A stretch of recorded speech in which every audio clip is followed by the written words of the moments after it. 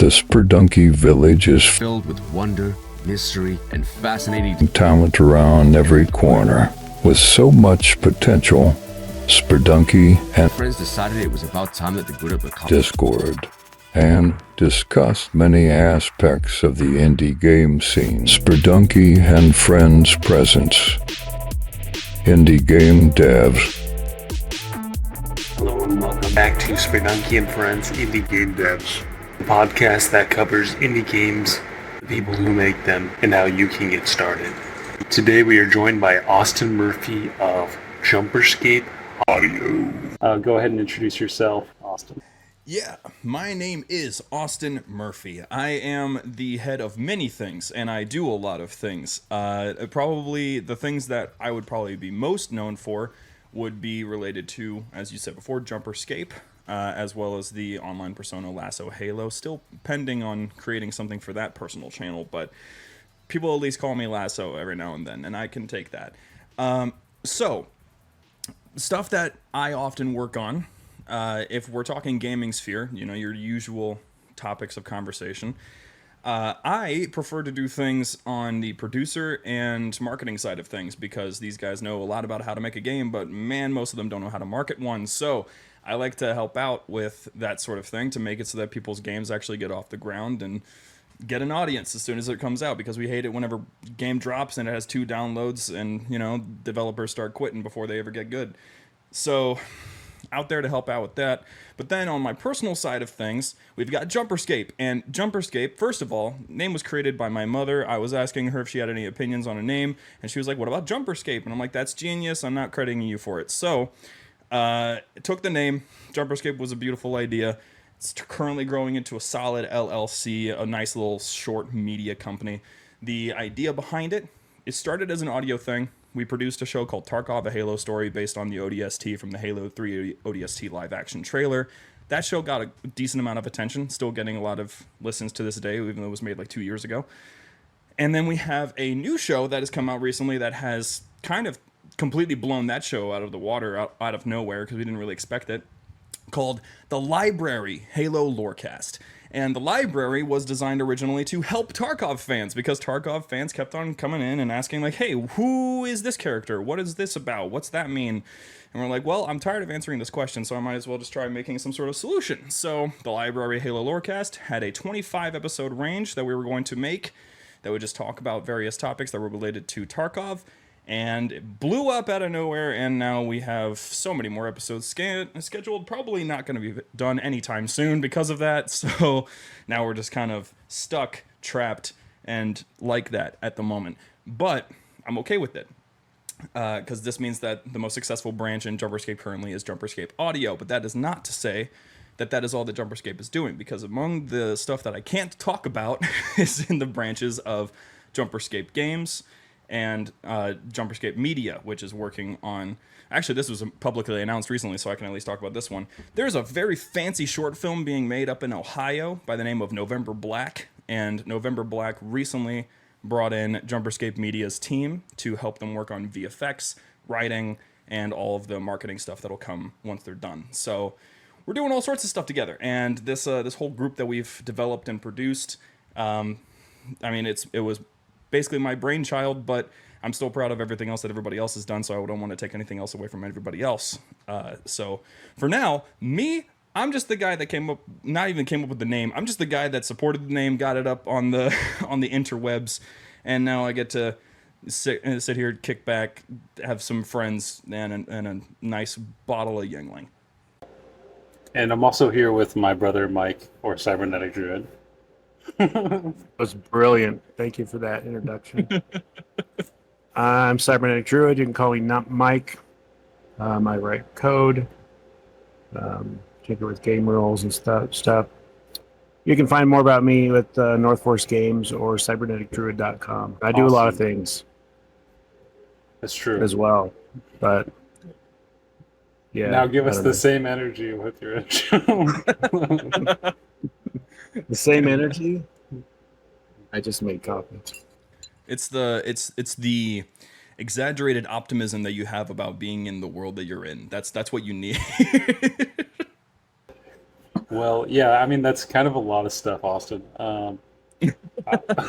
But obviously, I was introduced to you as the community manager for Coral, a Halo fan game. Yes. So let's start there. How did you get involved with the Coral team? And And obviously, it's probably yeah, starts with Halo, so you can try to does. find a way to intertwine those. So a long time ago, I was born. And when I was born, 5 years passed, and I was introduced to a PC game. My first experience with Halo was via PC. Nobody really has that origin story, and I'm proud of that fact. Some kid that I knew was playing it. And years later, you see, I stopped being a kid. I decided to retire. I became an adult. And so basically, I'm like fresh into college by this point.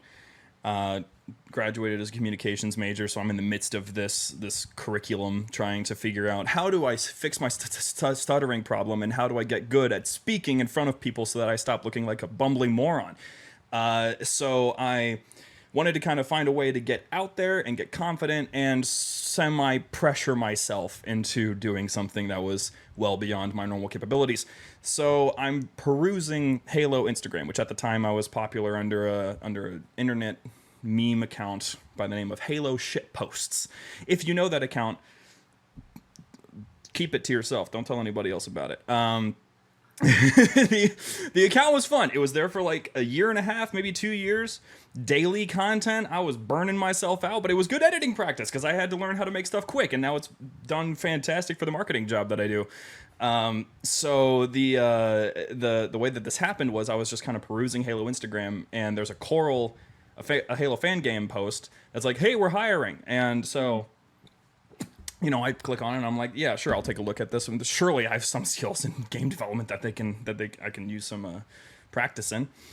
And I'm thinking like, okay, they're probably going to need something like a UI UX designer. They're probably going to need a programmer. They're probably going to need a 3D modeler. Like, I don't know any of these things. How am I supposed to figure this out? And then at the bottom of the list, there's just this one forsaken spot, marketer. And I'm like, okay, this is quite literally what I'm studying for. I should probably hop in there and see what's going on. I was the only guy that applied, apparently. And I get pulled in by Jabob's Nathan, and he talks to me for a little bit. I get interviewed by both him and Katz, I believe, and they're just asking like, what's my experience. Of course, I kind of like BS'd my way through that one, and then what would your plan be if this game were to get successful? What's like off the top of your head? What would you do? And the fact that I had ideas at all was kind of just what they were looking for. They weren't exactly looking for objectively good ideas. They were just looking for ideas. The fact that there was someone that could come up with that.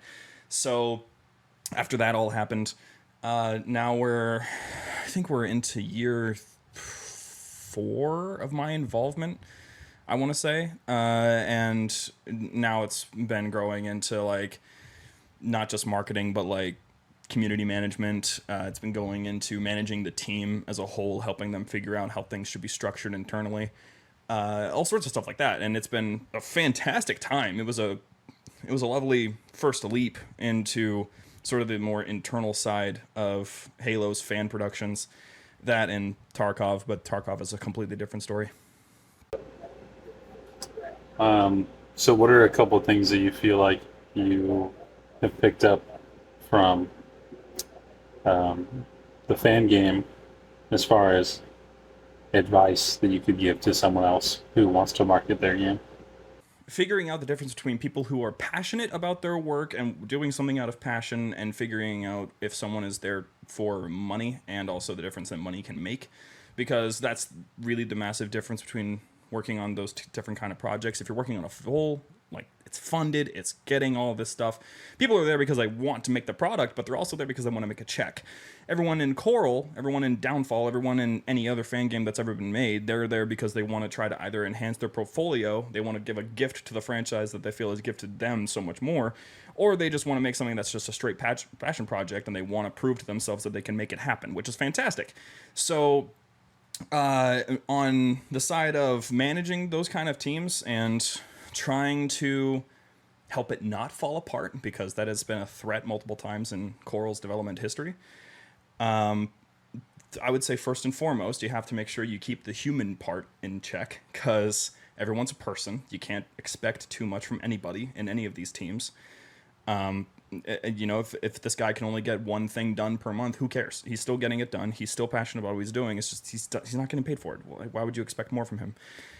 You don't want to limit your talent pool, because there's a lot of people out there who are surprisingly gifted in what they're doing, and if you just throw them away because they're not somebody that has proven that they're good at their job, then you're going to be wasting your time. Let's say, like, for instance, we have a writer on our team.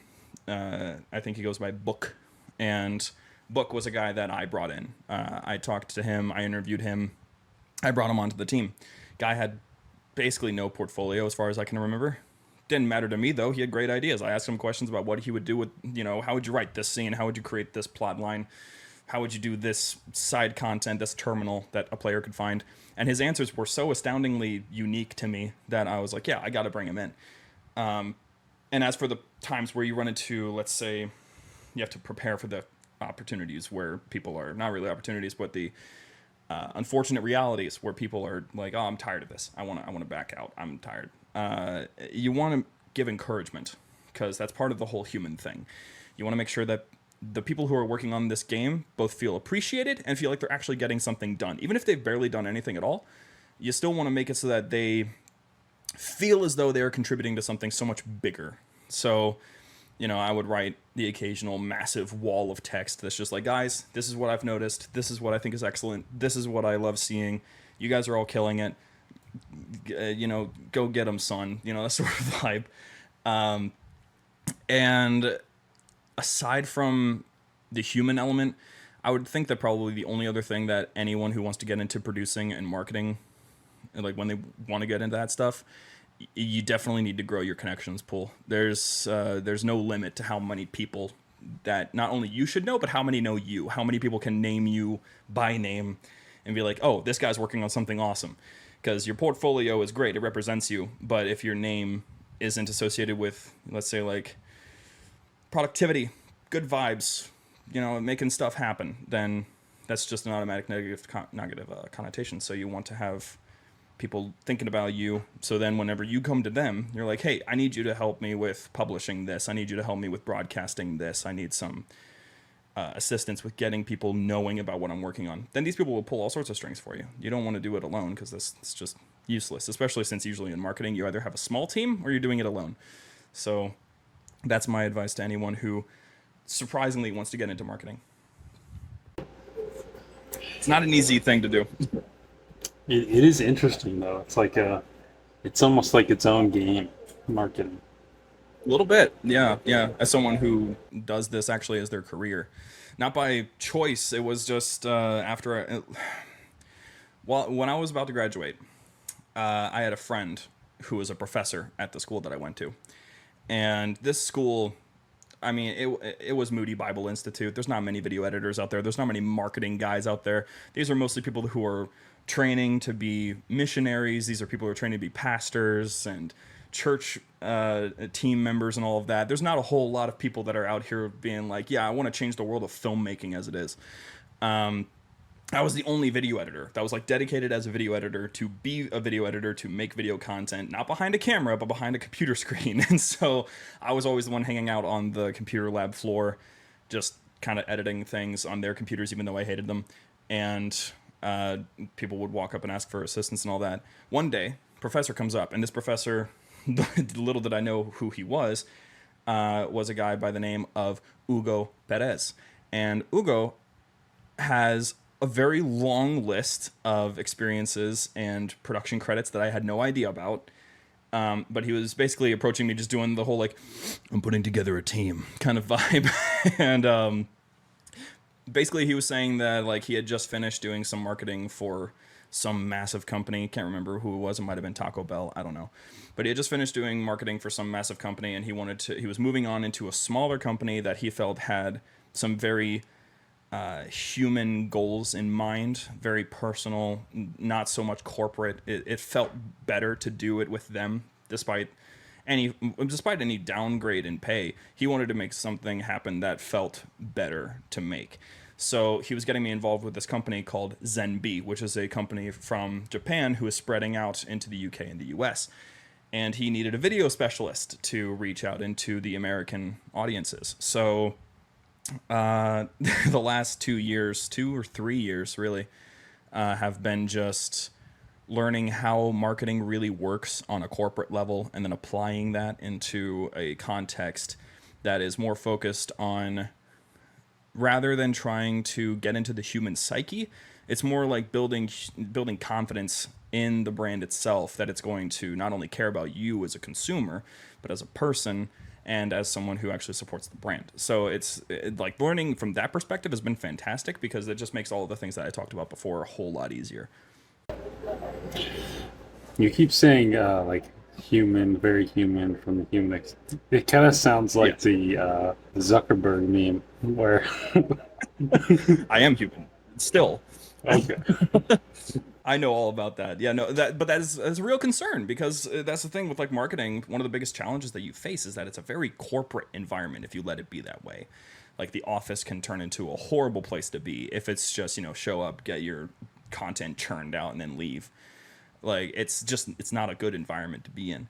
So what's often the case is, instead what you want is a focus on maintaining that humanity, especially right now in the context that we're in the society that we are in like a global state of things. It's so much more focused on me very frequently, and it's so much more focused on what I think and what I want, and it's getting too personal. Like everything is getting too personal. So when you're trying to focus on making things more human, you're trying to make an effort to focus on, I want to care about this other person and teach other people to also care about things that are out there that aren't related to them. So in the case of like the whole thing is from a Japanese word called is representing the whole, and their whole company goal is to use the whole of anything that they ever use to make food products. And these food products are healthy, they're beneficial. Right now they're doing a lot of things, and it's very good for those kind of people, because the customers that we're reaching out to are the people who want to feel better about the food that they're eating. And so by having a company that cares about them on that level, that often is how we get lifelong consumers. So it's about not just seeing numbers, it's about seeing people that could genuinely benefit from what you're working with. And so tying it back to what people really care about in this show, gaming, with the library, what I saw that I knew needed to be fixed was that there's a lot of new Halo fans. There's a huge amount of them. Like as much as I would like to think that the only people who care about Halo are, our generation, just the kids who grew up on it, played Halo 3 every single day getting out of school and stuff. It's not that way. There's a lot of kids, there's a lot of teenagers who really, really want to get into Halo, and they have no easy way to do it, because our generation has just saturated the market by this point, full of stuff that just makes it harder and harder to figure out what's really going on. So I wanted to make a central location where it's like, yeah, we're going to talk Halo lore, we're going to talk the state of the game, we're going to talk what Halo used to be like, what it is now, and how that's not a bad thing that it's changed. Like, all sorts of stuff like that. And already we've been getting, like in our Discord, for example, we get people joining in just to be like, hey, I've never been into Halo before, but I found your show and I'm thinking of picking up the game. And it's like, that's great, cool, I'm glad I converted you. Let's play tomorrow. It's that sort of thing. So marketing is very much a challenge in that way, because marketing isn't just, trying to get the company numbers. That's a great thing. You should probably be trying to make it so your company is successful so you get to keep your job. But the company's success is only as good as the consumers that want to stick around, and they're only going to stick around if they really think that you care about them. So, yeah. Yeah. Yeah, your perspective is refreshing compared to a lot of corporate things that I've experienced. And it's the conversations about how can we get more wallet share, and how can we get short-term gains, and don't listen to the people that complain because we're getting paid, right? But that doesn't seem sustainable. No. And so. It is still good to take that into account too, because like people really are just trying to avoid negative comments. They can't handle them anymore. That's the thing Oh, that really yeah. bothered me. You I'm can't some. you can't make everyone happy, but you can also your community is a resource that you have to think about long term as well as short term. Yeah, like you have to make sure that you meet their needs. Like that's the important bit. So it's like you don't listen to, let's say, with the brand. They've run into problems before where they're like, there's comments. Like as a marketing guy, I'm the guy that reads those comments and I get to go and tell somebody else, hey, this is a problem that one of our consumers noticed. Can we get on that? So yeah, takes everything into account. The library takes everything into account. Jumperscape takes everything into account. But with how much people complain about stuff these days, you got to really like pick and choose, because there's too much of that to really worry about all of it at once. Although I will say, I don't really help a lot of things oftentimes. I'm one of those dudes that doesn't really realize they don't have a filter until the words have left their mouth. So sometimes sometimes there's just some people that they receive commentary on actions or decisions that they've made they may not have asked for. I want to say that I've been helpful despite that, but who knows? Maybe there really were some things that those people didn't need to hear. I am willing to admit that, but it's only because sometimes I think that there's just not enough people being like, "Yo, you got to work on that, man." I will say with I could say battle balls. Yes, We have talked out loud about battle balls. We just haven't showed it that's yet. good. But That's good. It's a good game. we had a really important meeting with you going over our key marketing goals. I still have the notes on my wall here. Perfect. And as far as someone out there with their game, maybe they're still working on it or they already have it done and they just want to figure out how to share it with people. Do you want to maybe share what you think are those key marketing goals? Yes, I can give the exact questions that I gave, because that's the important part. You want to ask questions. Questions are how you get answers. It's a simple thing to say, but it's real. You want to ask questions, as many as possible, preferably. The important questions, though, that you should ask. For one thing, what equates success? That's like your bottom line. What do you think equals that you have succeeded? And the reason you want to ask that is because, first of all, you want to get rid of any of the unrealistic expectations from the air, because you don't want that. If someone like Nate was like, yeah, I want Battle Balls to release to millions of fans. I'm like, nope, that's not the goal. That's more than likely, like, it's possible, it can blow up, but for now we got to be realistic. There's a chance that we will get that, but we can't just assume that that's going to happen. So it's like, what's the real equation to a success? I don't remember exactly what our answers were. I have it here. So let's see here. What did we say? Let's see about some of the things that we had said. So first of all, more realistic number. I can just point out the number. We had determined that success equaled 1,000 players online. One day we log on and there's 1,000 players playing. If we see that, we know we succeeded. So determining what it means to actually have a successful product, just in general, not just gaming, that's what you need. Let's say, real quick, library. It's not a game, it's a podcast. What equates success? Well, for me, it was the people that we have on the show. Because it could be numbers, but our numbers aren't fantastic. Like, they're great, I think, but they're not, it's no Joe Rogan experience. So you have to think about it in a more practical sense. Who is on the show? Well, we've had some pretty great guests. I think that's what we could call success. Some other things that we had talked about and some other questions that should be considered is something along the lines of, trying to make sure that I can actually verbalize this properly because I don't want to say it inaccurately. Be more like Joe Rogan. You need more drugs on the podcast. That's true. Yeah, we don't have enough of that. I don't think any of us really use them. So that's If and you I have think to be about like, it, the drugs are also a guest on the podcast. yeah. It's a very welcome guest on most shows. But okay, this is a good way to put it.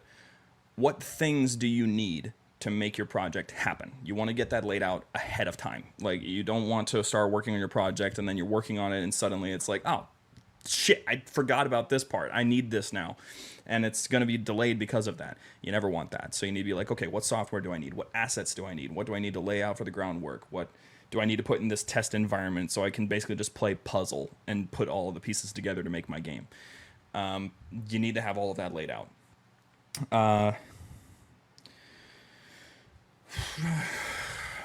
You need to understand and you need to ask, what are the expectations that you have for your team?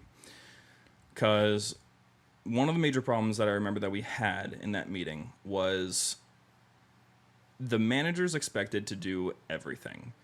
And as honorable as that is, maybe it might not be an honorable thing. It might be just that they don't trust anybody else to do anything. The problem with that is, even if you're good at it, even if you can be trusted to do it, you have a whole bunch of people that are ready and willing to take on your labor. And the only reason why games can be made so fast these days is because they have employees in the hundreds. So when you have employees, right now we have like volunteers in the tens, which is fantastic. That work needs to be separated. So it's like, who's doing what? What's being worked on what? How do we structure things getting updated? Because another thing is, you want to make sure, how do you track progress? How do you make sure that those things are kept in check? Because if it's like, you know, oh, we have these major things that we want to work on, and these are all the individual pieces that will form these major pieces. Well, now we need to track how those things are being produced, how it's going. So every week, let's say the team gives an update. This is what we've gotten done. This is what we've worked on. These things can be turned into marketing pieces. You can upload this. You can turn this into a piece of video content. Doesn't matter to me. All that sort of stuff. And if I glance down here, just to see here, just because like there's a lot of questions that we asked, and so I don't remember all of them off the top of my head, but there were two more that are often asked all the time, every time that I work on something in marketing. First of all, who is your audience? Because you don't release to everybody. If I ask anyone in the Battle Balls team, and, you know, who's our audience? Who are we releasing to? And they're like, everybody. I'm like, fired. No, you're not. Or if somebody just hits me with, let's say, 20 to 50-year-olds. I'm like, dude, that is two entirely different generations. That is not even close to what you want. What you got to do for that sort of stuff, and you have to expect to make this one happen, because this happens in project proposals. This happens in meetings. This happens all over the place in production.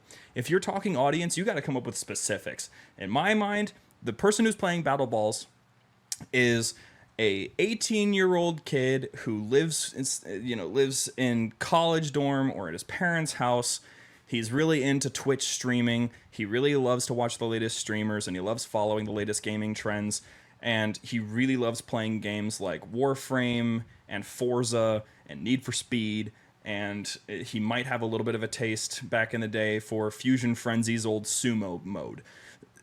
And you want to specifically target those kind of audiences, because then you can build your product based around that understanding of who your audiences is. Technically, you want to have like 3 examples off the top of your head, but that's just me coming up with one on the spot, so I'm not doing that again. So that's probably one of the most important ones, is who your audience is. Then the last piece, the last one that I would probably think should be considered probably more than anything else, maybe less than audiences, who knows. Who is going to be responsible for your publishing? We're not all Respawn Entertainment. We can't all just, release a game overnight and get that game to be one of the most popular ever. So you need to figure out who your publisher is. You need to figure out who is going to take care of your baby. And that has a lot of questions in it built in right from the get-go. Because that's, do we want to retain the rights to our game? Do we want to retain the ability to monetize the game? Do we want to worry about making future releases if it's popular? Do we morally agree with this company? Do we, there's a lot of questions you have to take into account when you're thinking about a publisher, because there's a lot of them these days. Even freaking Video Game Donkey has his own little publisher, which I don't even know if he's even done anything with that one yet. But everybody is making publishers out of themselves these days. So you got to really look at your options, because there are some that are slept on that are really, really helpful if you actually give them a chance. But there's more out there that are going to be a waste of your time if you even try. I will say, ID at Xbox is really hard to get in, but man, is it beneficial to you if you can get that. Don't go anywhere, Spurdunky listeners. We will be right back after these messages. Join the Spurdunky Village.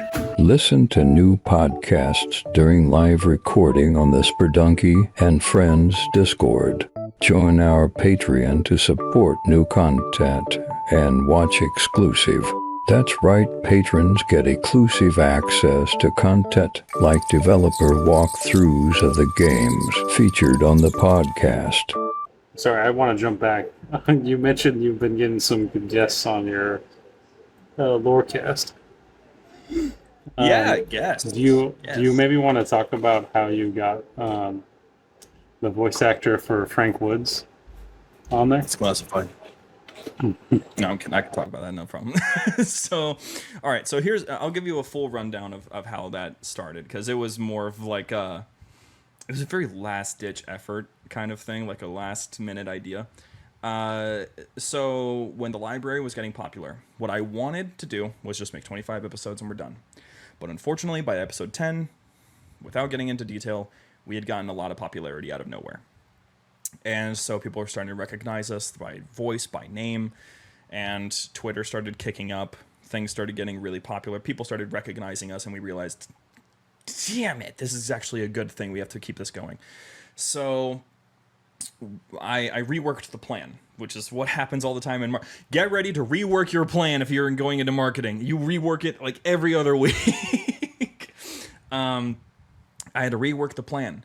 And the plan had to change into, we need to do something so that these 25 episodes are justified, because no one's going to really give a single shit if it's just 25 episodes of the same thing every single week, talking about a topic, and then, laughing, making jokes. Episode 14 is my favorite for one specific joke. Go check it out. It's great.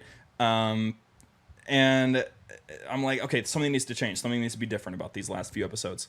So what I did was I wanted to plot out 5 specific episodes. Didn't have to be the last 5, but just 5 episodes that have guests, that have people that could either talk about the show or just add something to the content. They don't even need to talk about us afterwards. They just need to be on the show, and that's all I really want. Because the concept for the library was emulate the feeling of being on in an Xbox Live party at night, just chilling with your friends, and suddenly someone brings up Halo lore, and you're stuck in that conversation for hours.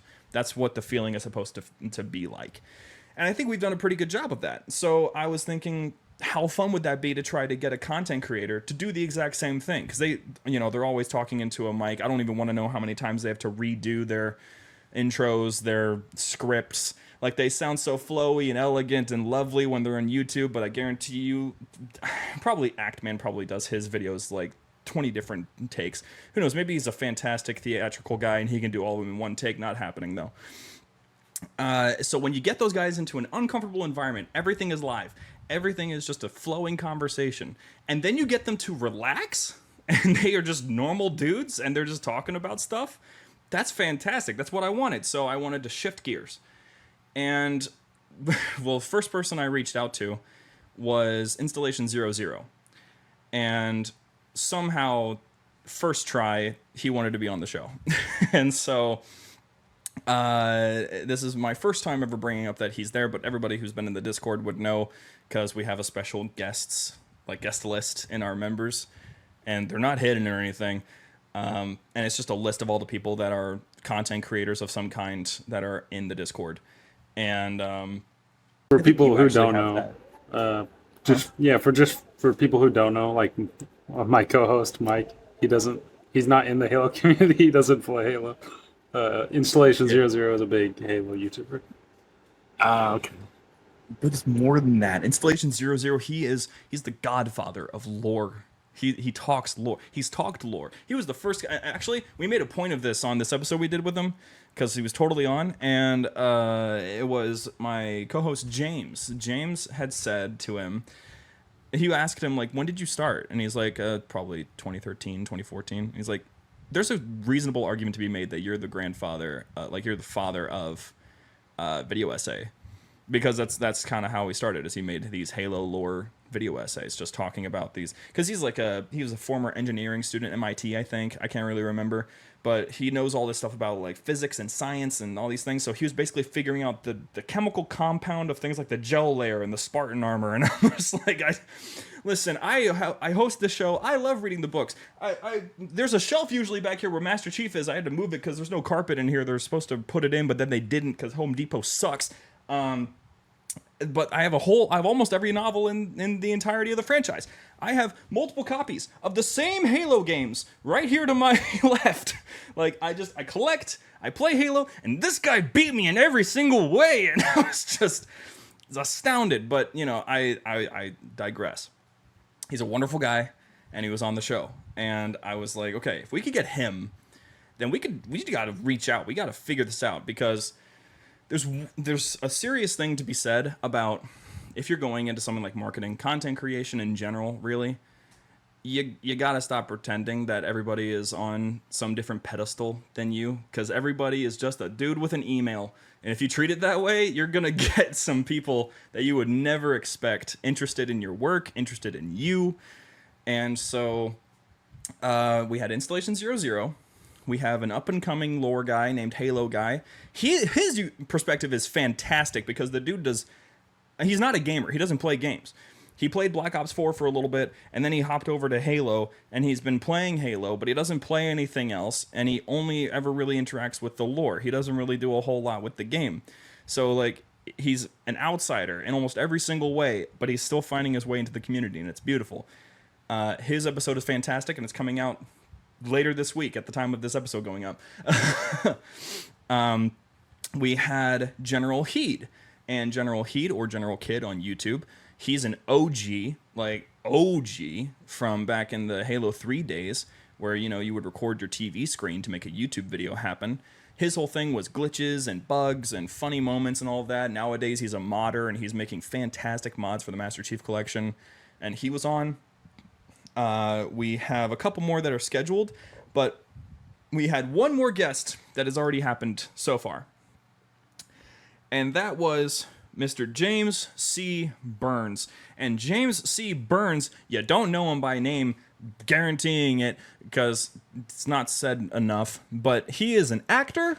More importantly, he was Sergeant Frank Woods in Call of Duty Black Ops.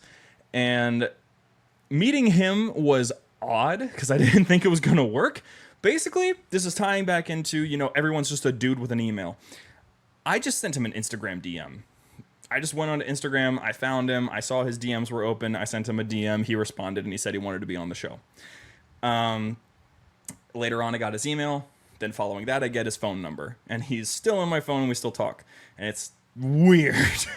But we talk every now and then, and I asked him before we started the show on text, I'm like, dude, why do you want to be on the library? Like, it has nothing to do with Call of Duty. The only things you've ever done for interviews, which, by the way, if you do interviewing or podcasting or anything like that, you do your freaking research, okay? Because there's some interesting things that you can find out about people.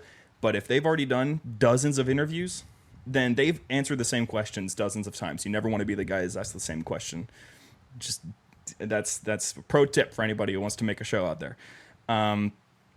So, you know, he's done all these interviews for Call of Duty. He's done interviews for these short films that he's starred in. He's done interviews for TV shows he's made appearances in. And I'm like, there's not a single thing in here that says that you like Halo or that you've ever been involved with anything relating to the franchise. What's that about? And in the podcast, he's explained further, but he basically texted me back and he's like, dude, I'm an OG fan. Like, I love the story. I don't play the games. I'm not good enough to play them. But I love the story, and I love what it represents, and I think it's much more interesting. I just love it. And I'm like, this is busted! So I text him, I get him onto the show. We do a whole episode with him. It's currently up on our Spotify and everywhere else you can get a podcast. And, man, it's just like, after you get James C. Burns, you're like, sky's the limit, right? So there's a lot of people that are currently on that guest list, and it's surprising to think about the list at the moment, because there's just like the people that I can say, because they are basically confirmed by this point, that are at least interested in being on the show. Because there is one guy that I can't mention because I don't know if he's going to be interested yet, but that's neither here nor there. just I got through to his PA. That was pretty much the thing. I just found his email. But the guest that we have, the guest that we have confirmed by this point, Halo follower wants to do an episode. Just need to get him to respond. He's a very busy guy. He was doing what was it? It was transporting to different state. I think he was moving somewhere else, which everyone was moving in the same week, including him, and I don't know what that was about. But I was moving, he was moving, 3 of the dudes from Coral were moving. I was just everybody. You were moving. Everybody was moving in the same week. It was wild. But Halo follower wants to be on. He said he loved the idea of the show and he loved the concept, and that's a huge deal because I mean, for anybody who's out there who doesn't know this guy, I'm fairly certain he's the #1 Halo YouTuber. So it's a huge deal to have someone like that on. Maybe Hidden Xperia actually is probably bigger, which I've talked to him in person. I've hung out with him. He's never talked about being on the show, but who knows? Maybe I can bully him at HCS. Anyway, so Yeah, I thought it was funny when I saw the voice of Frank Woods. And to be fair, the Black Ops games aren't necessarily my favorite Call of Duty games, but I thought you were gonna say that, or that he was gonna say he was in one of the Halos or something. When I first saw that, I wish. I was like, "Oh, that's cool." He wishes. He wants to be a Spartan. He wants to voice act for a Spartan. I think I loved the bit that he did in the episode. There was a bit where he just kind of pretended to be Woods shouting to get John's attention, Master Chief's attention. I loved that. That was like, I'm like, yep, I just want that to be the thing now. Yeah, it'd be kind of cool if he was like a Sergeant Johnson or like an ODST type of character. I would love that. I would totally see him as an ODST. But If I mean, only he's got if only you knew like someone who's making a fan game, right? Had Yeah. control of who gets to do the voice acting. Trust me, man. I'm already like.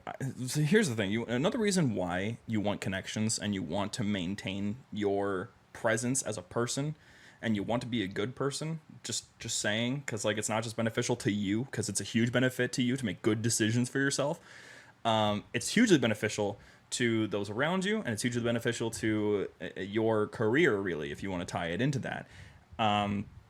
Because Burns, I mean, after that conversation, after that show was over, I mean, we just had a whole conversation, because earlier in the episode we had talked about, hey, you know, right now Black Ops 3 is actually blowing up because of the modding scene. The zombies scene is so huge right now that they're actually starting to rival Modern Warfare 2 2022's.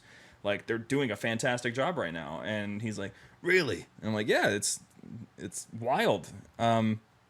Would you ever want to get in contact with a modder who wants to turn Frank Woods into a custom character that you can play in any of the zombies maps?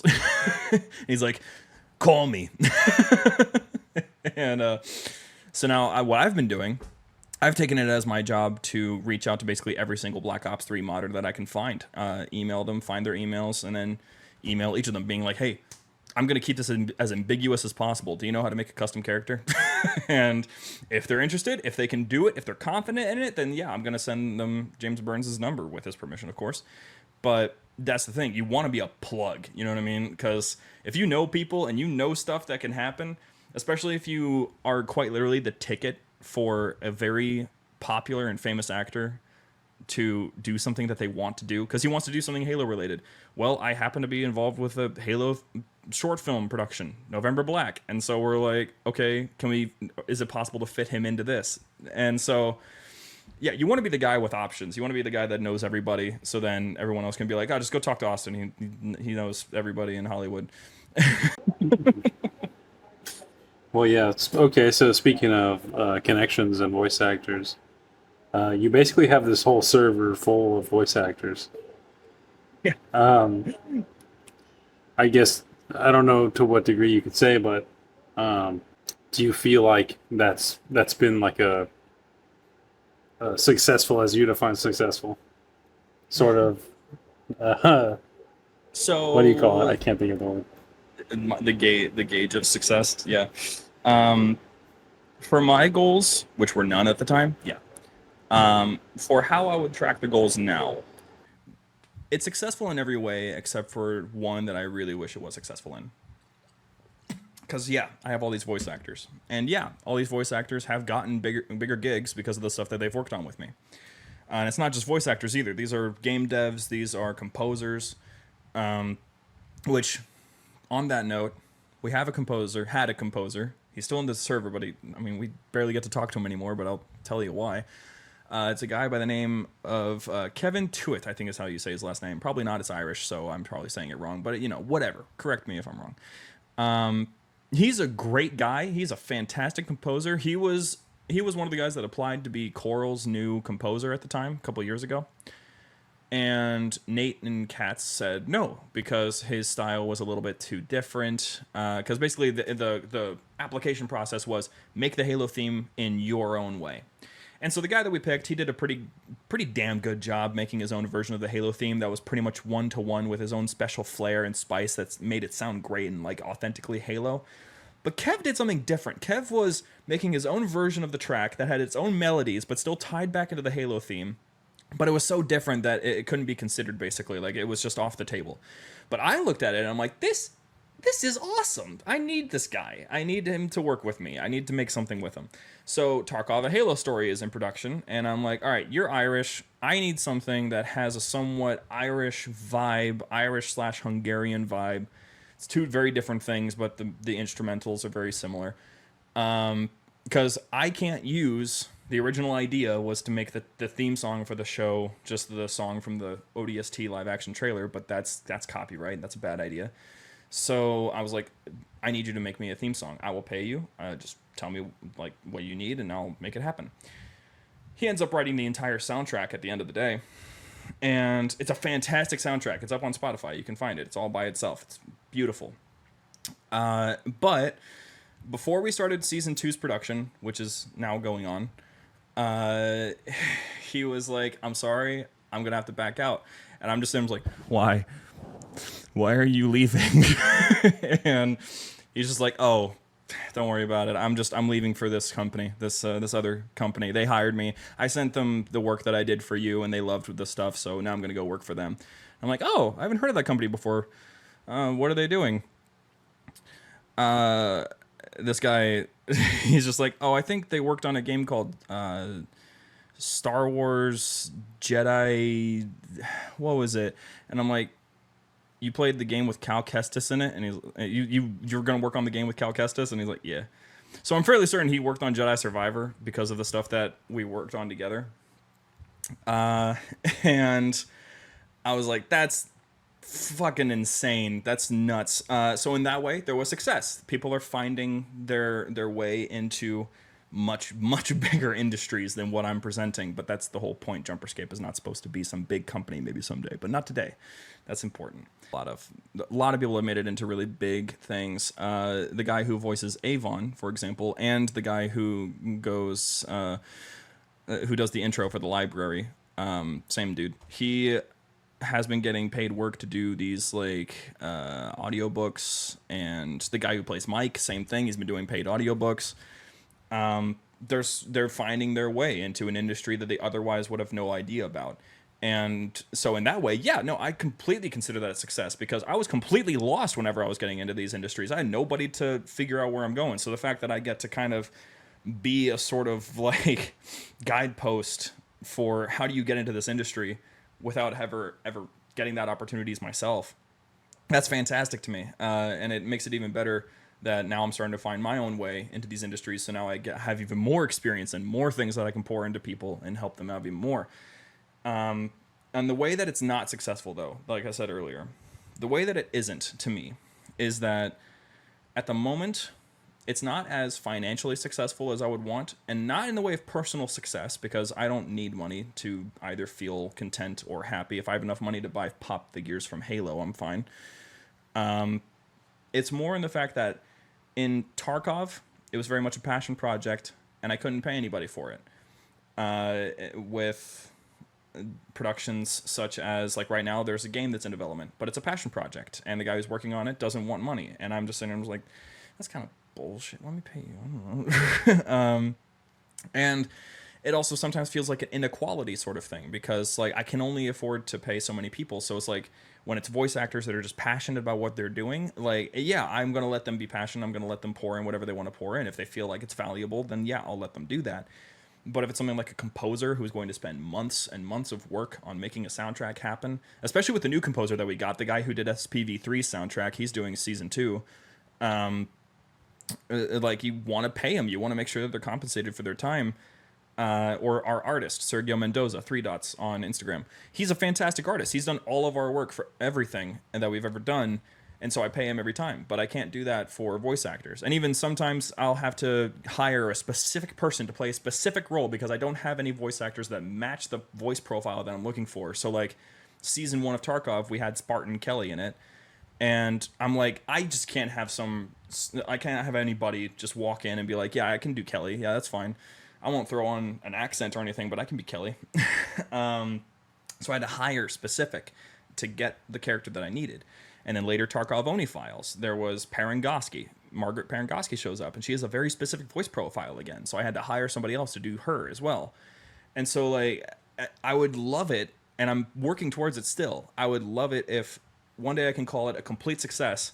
And not only do I have these opportunities presented, not only am I making this amazing content, not only am I supporting these creatives who want to make something that's so much bigger than anything else they could have made by themselves, I want to be able to pay them for all of that.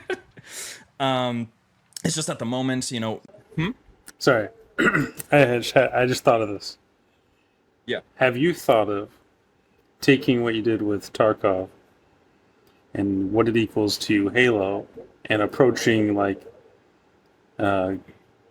game studios and say, or would you be open to, I guess,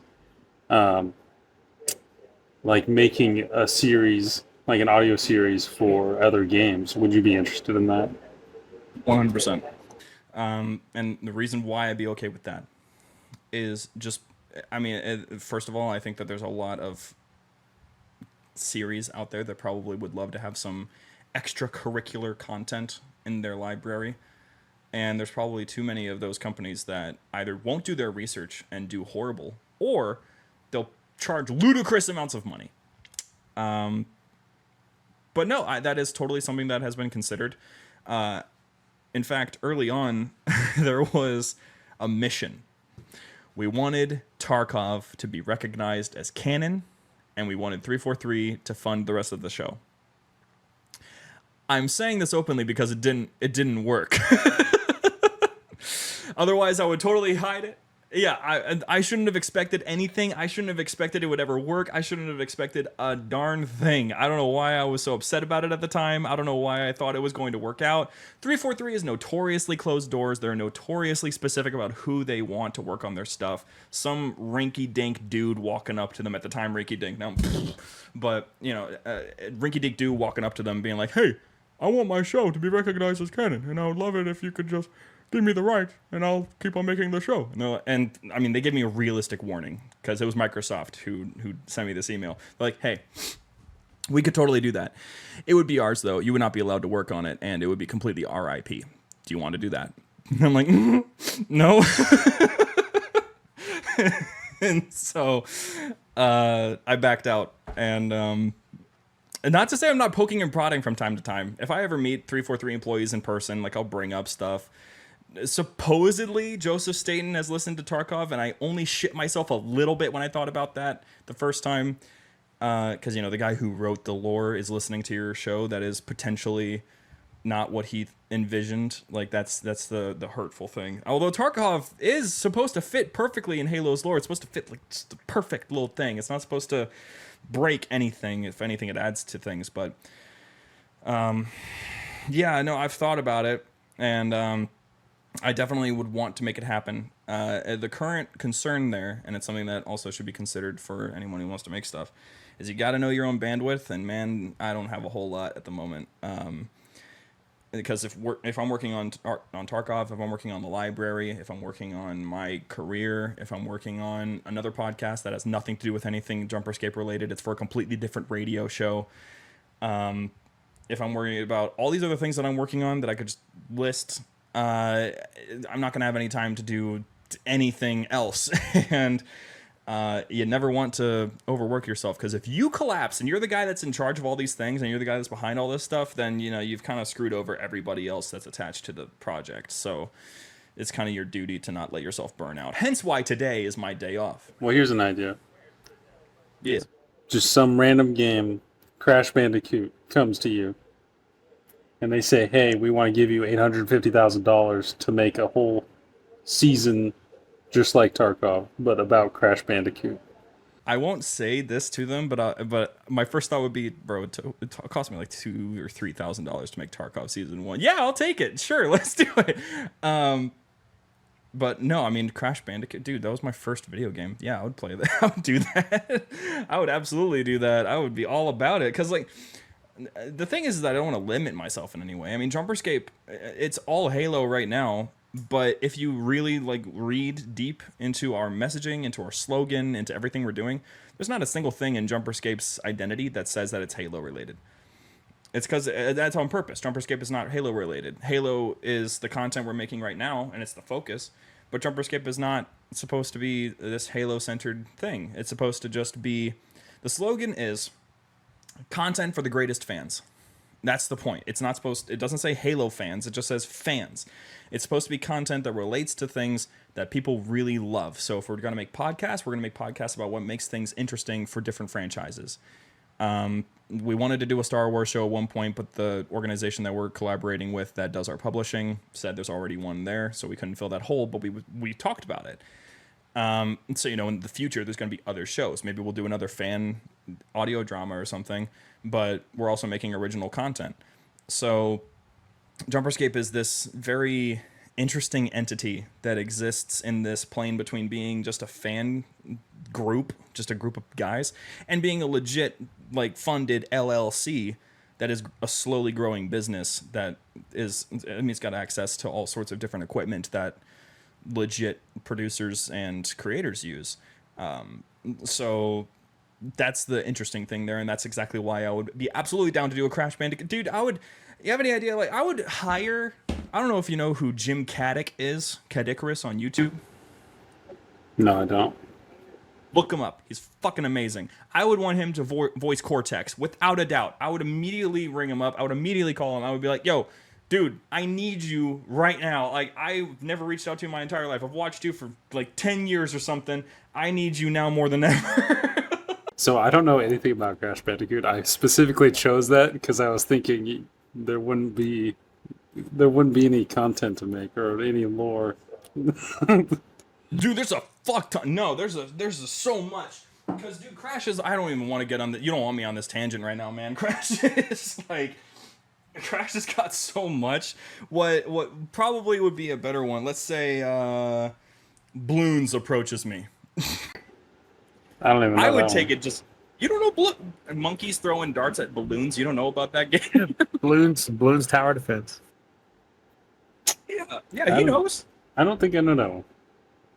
That's fine. It's addictive. There is none really. Like, there is some, but that's the point. That is, like, I would still say yes, because you know what's even more fun than creating content that's based on established lore? Creating new lore out of thin air. That's beautiful.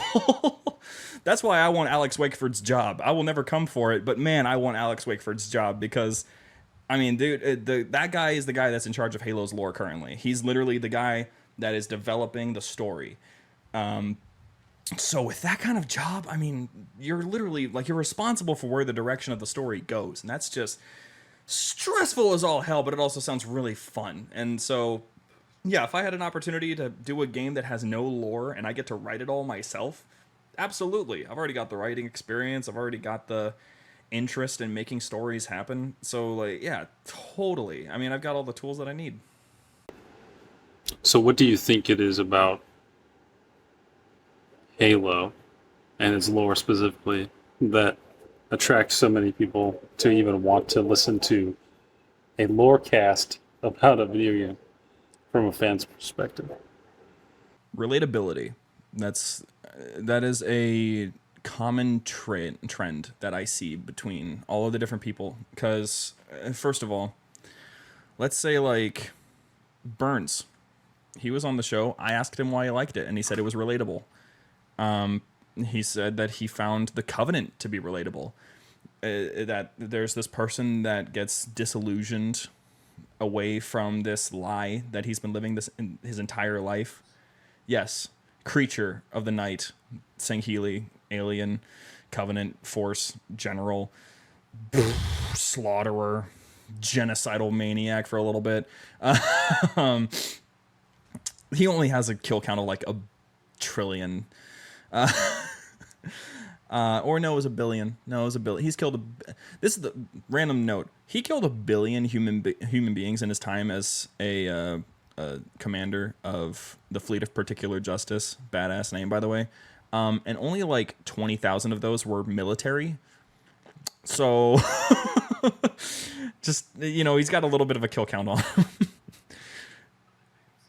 They do, and it's because he realizes he was wrong. Oh, poor guy. He was led astray the whole time.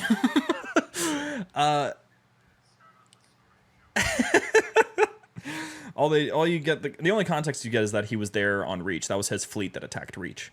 That's the only context you get. But that's what people love. They love the relatability of the story. And to another extent, this was a point that Burns also made. I had noticed it, and I was happy that he noticed it.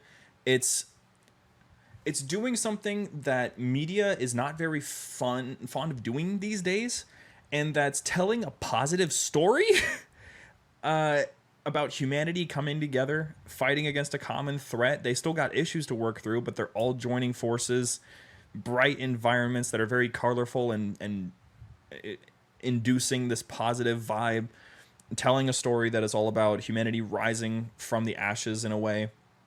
It's epic. It grabs the fans who just want to see something cool.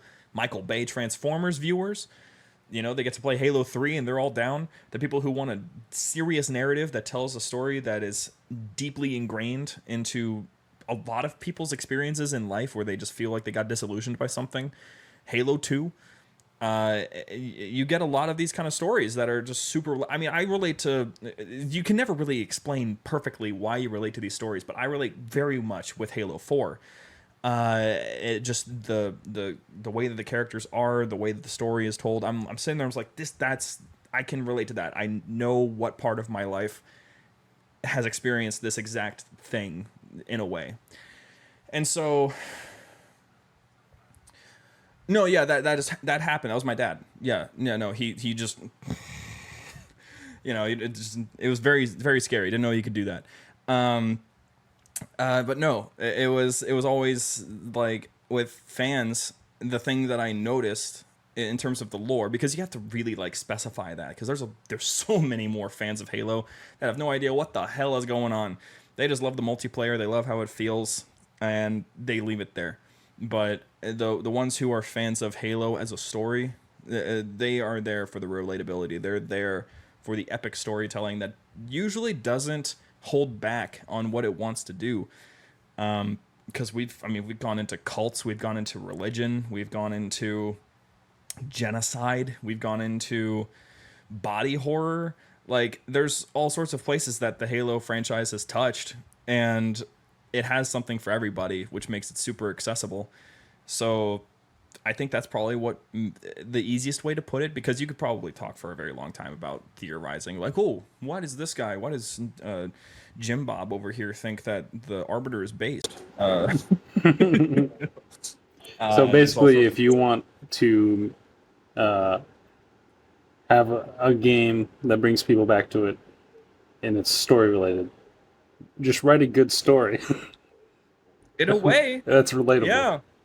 Yeah, because like Halo 2, Halo Reach, Halo 3 ODST, Halo Wars 2, Halo 4. Those are the games that had the best stories. Those are the ones that pulled into the lore nerds. Halo Combat Evolved did nothing for us. They got people curious about reading books, but that was all the way back at the beginning. You can't blame it for that. Halo 3.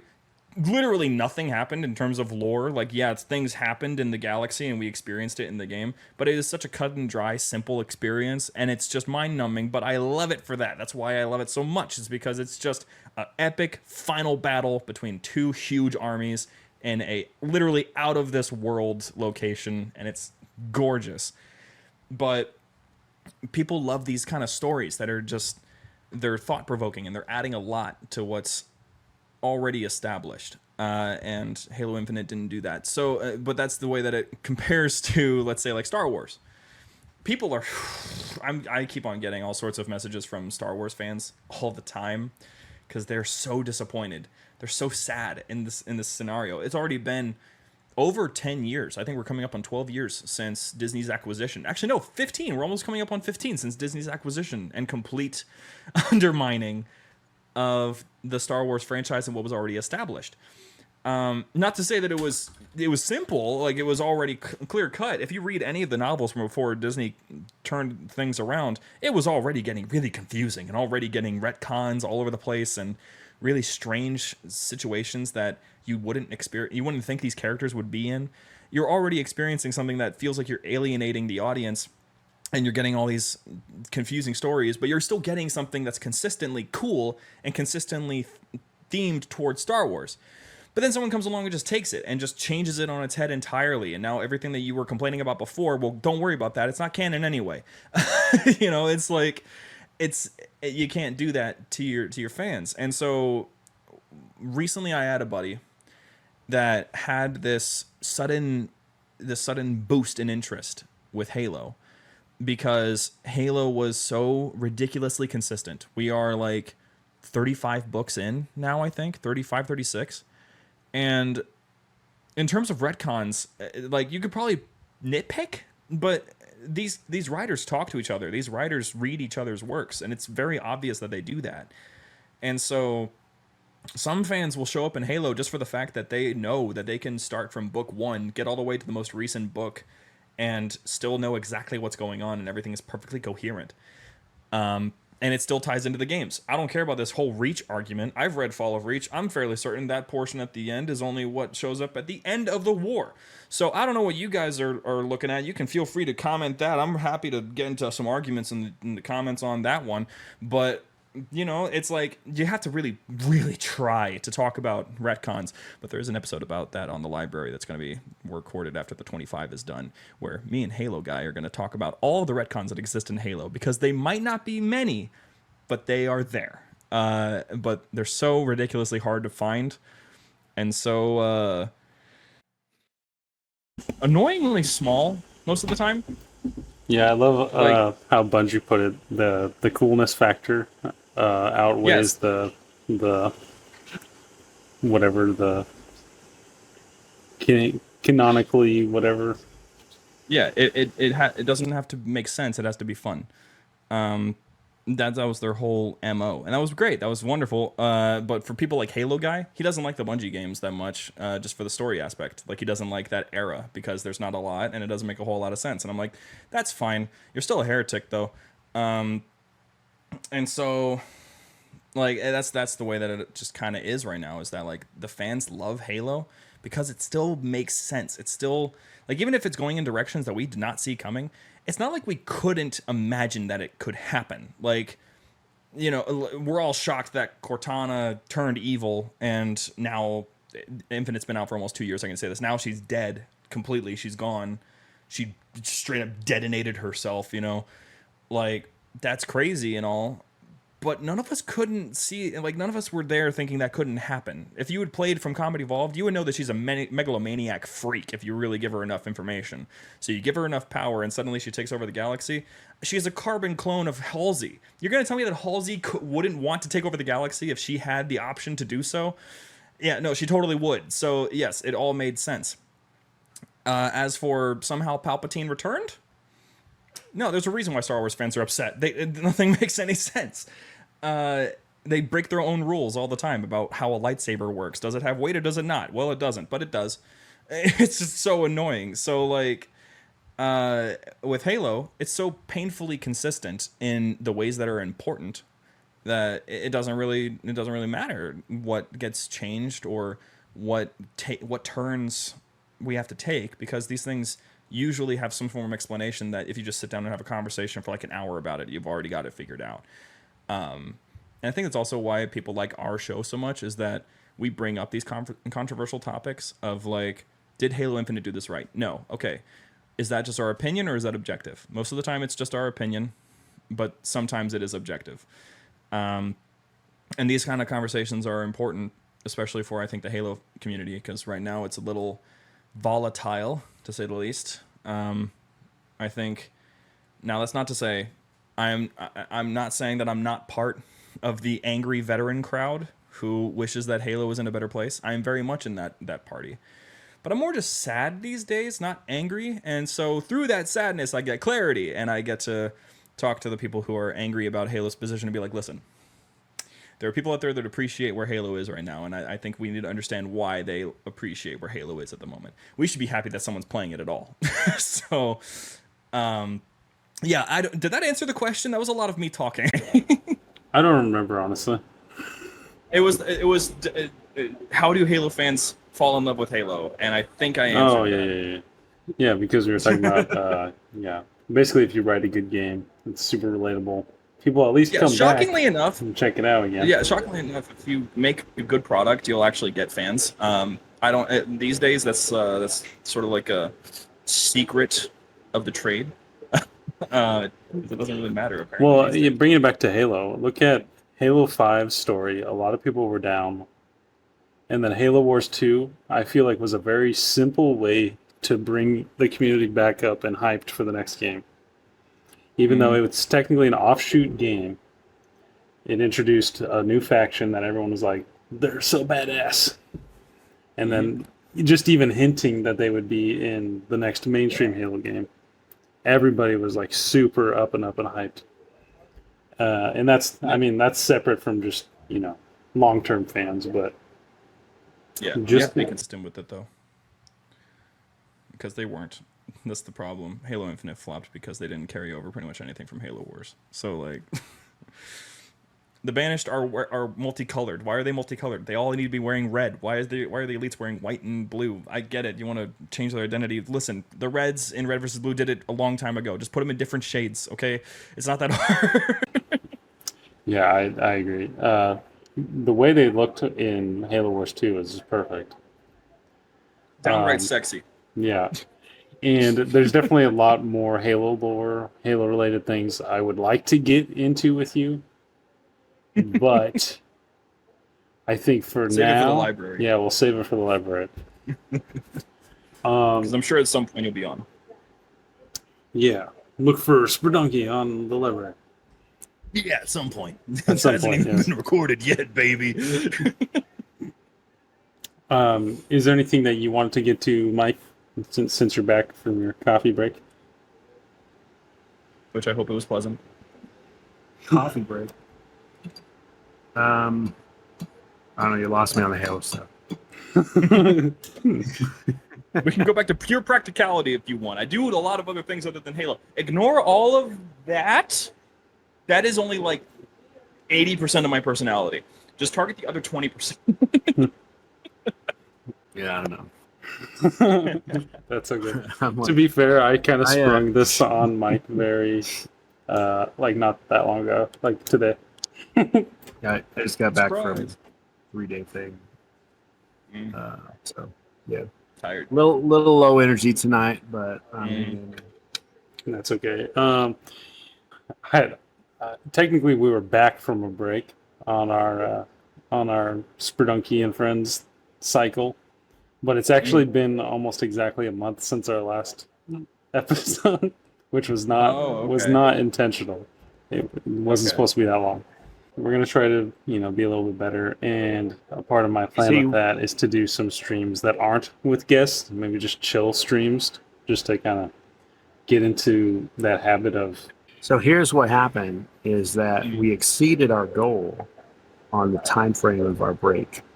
Right? That's what happened. Exactly. We took an even better break than we thought was possible. I love wording like that. Because two notes on that. One practical, one that's just funny. One, sometimes you do have to word things in a way that's like it's framing a situation in a very specific way. Let's say like the library, its popularity. Let's say like if someone asks how popular is your show right now, I could say, well, it doesn't have as many listeners as I want, but it's doing all right. Or I could say, oh, it's got thousands of listens. Thousands of them. Now, those thousands could be 2,000. It's not, but it could be 2,000. It's still thousands. You just want to frame it that way. Now, the second thing that's just funny. One of my favorite things I've ever heard was someone saying, "You don't retreat; you make a tactical advance to the rear." Exactly. It's beautiful. That can work though, like the rolling retreat. Like in Korea, they did that. It's a real. Also, Austin, if you want to jump into Spurdunky and Friends, like if you want to listen to one of our episodes, you should start with the one that we did last with the game Thubutun. That guy, Stefan, he's been a cool dude. He even supported our Patreon. As on top of, helping us record bonus content for our Patreon. And his game's been a lot of fun.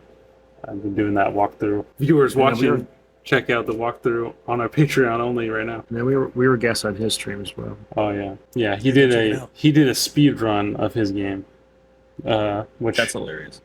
was amazing because just on the last walkthrough, I had like almost 30 deaths on one section of the level. That's awesome. So yeah, that was pretty cool. It's a challenge. To say the Give least. it a shot once I see it. I'm one of those guys that gets lots of games. I have like 250 games installed on my Xbox right now. I could do that. Nice. Yeah, hopefully his game comes to Xbox. That'd be cool. I think That'd be awesome. he has it only on itch right now, as it's like in pre-production basically. It's like you can play it, but it's still in development. Yeah.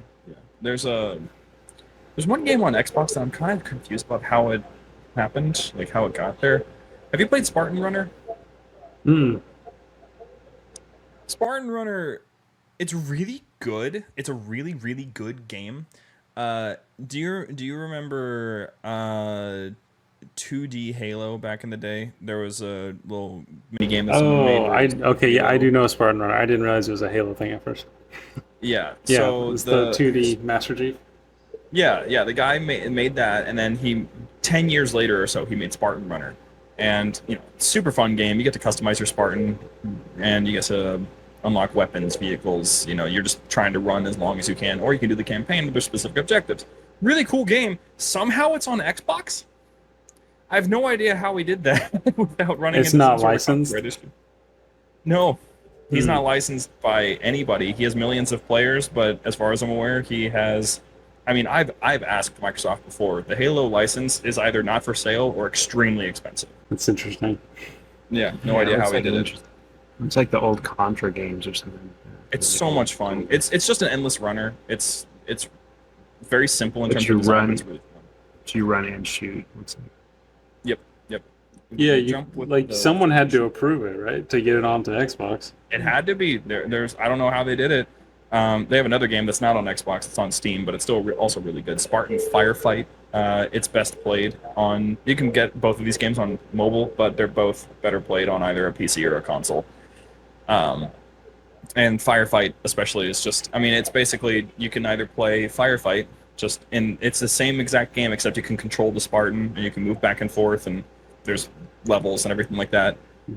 There's even multiplayer, and I've played that multiplayer. It's buggy, it's not very functional, but man, it's there, and I got a killing spree, so, Yeah, so Spartan Runner it's not just on the Xbox, it's for sale on Xbox.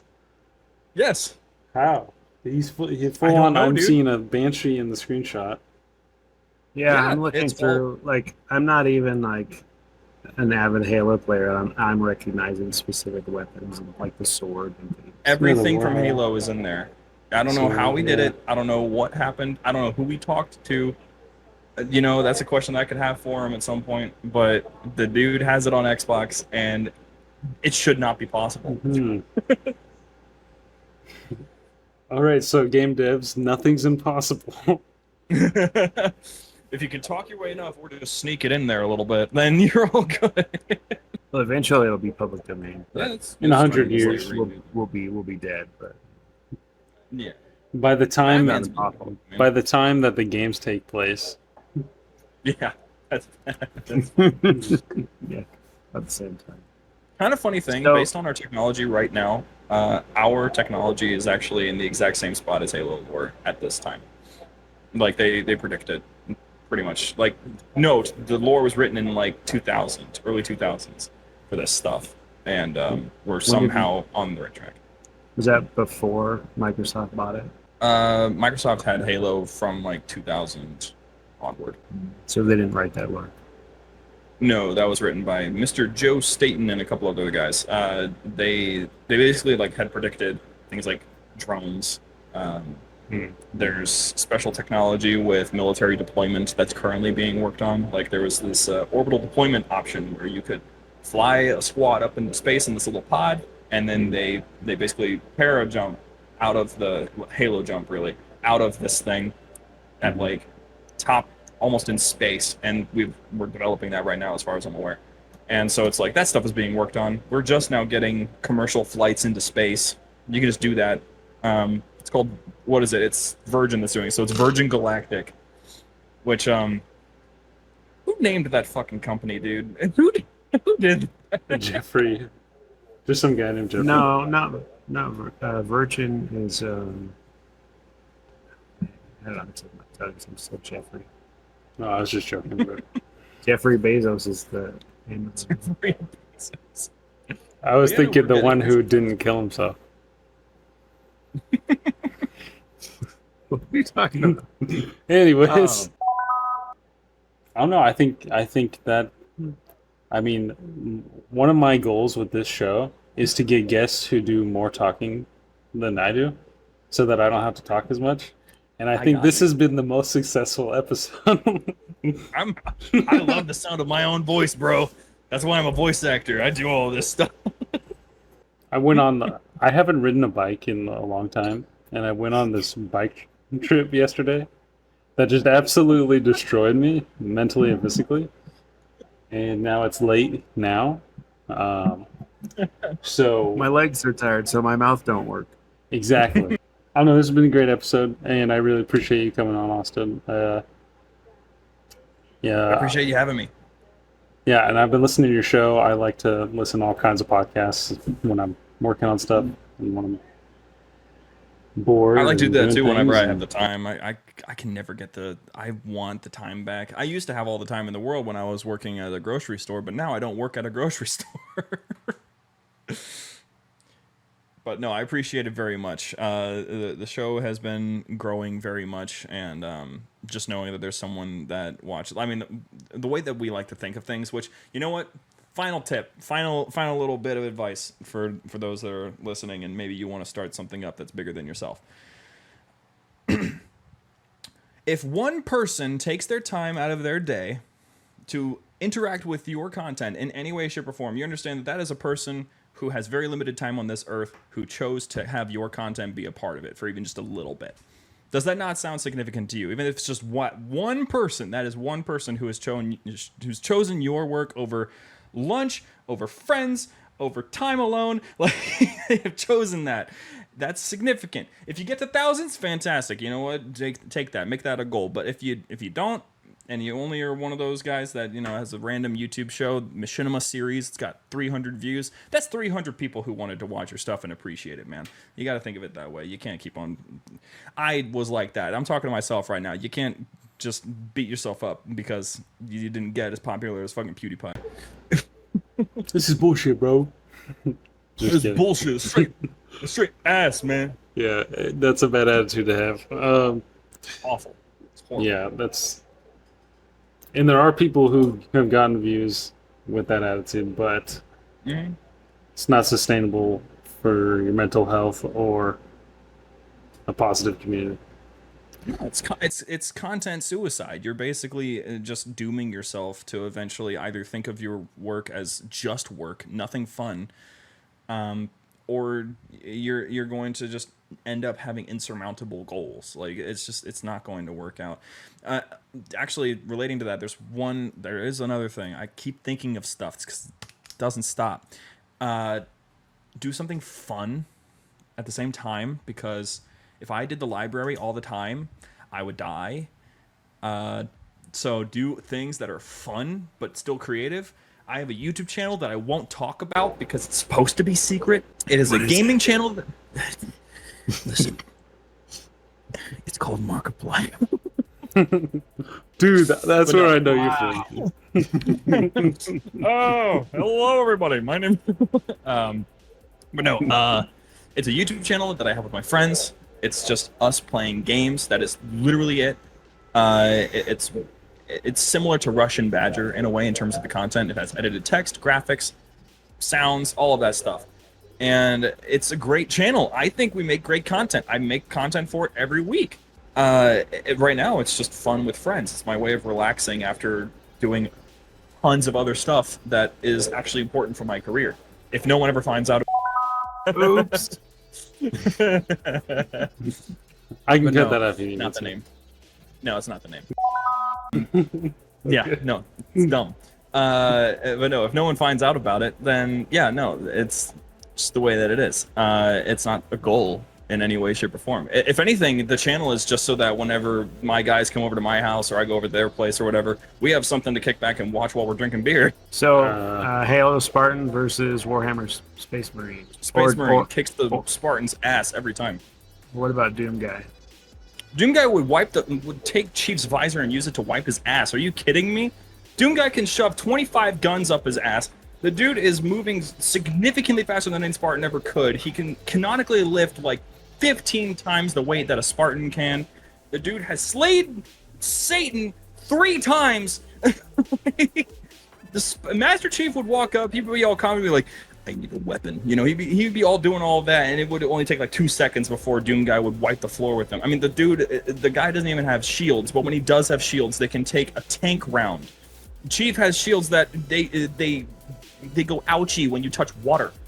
It's not going to last. It's not going to. But Master Chief is lucky. And also, this has been Spread on Your Friends Indie Game Devs. Thanks for watching. We'll catch you next time. I hate this.